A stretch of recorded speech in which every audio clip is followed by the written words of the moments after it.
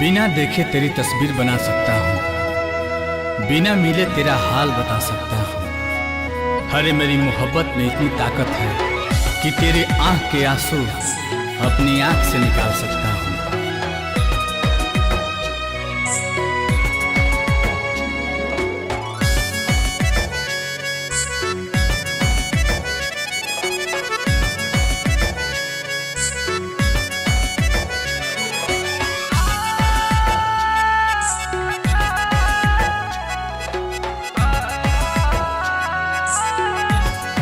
बिछड़ के को पल तोहसे जियल नइखे गवारा हो। कह कैसे उमर भरला सनम करब गुजारा हो। रोता दिल बेचारा हो, होई प्यार न दोबारा हो, होई प्यार न दोबारा हो, होई प्यार न दोबारा हो, होई प्यार न दोबारा हो।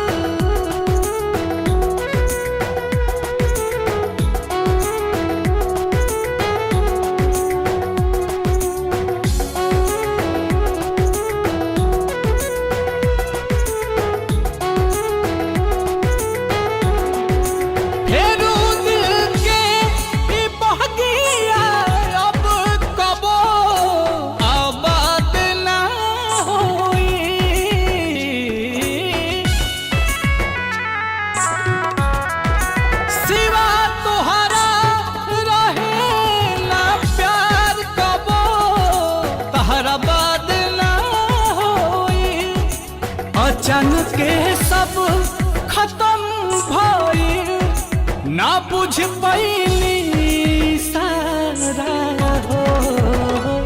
होई प्यार न दोबारा हो, होई प्यार न दोबारा हो, होई प्यार न दोबारा हो, होई प्यार न दोबारा हो।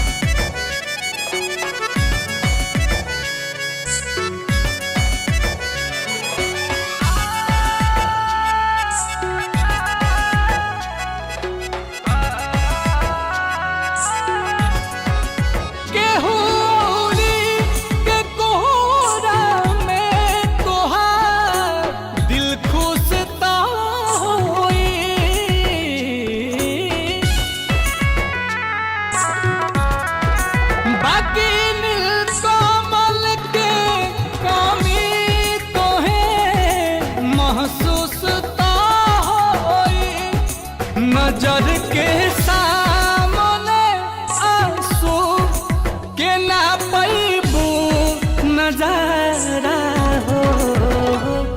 होई प्यार न दोबारा हो, होई प्यार न दोबारा हो, होई प्यार न दोबारा हो, होई प्यार न दोबारा हो। Presented by Adi Shakti Films।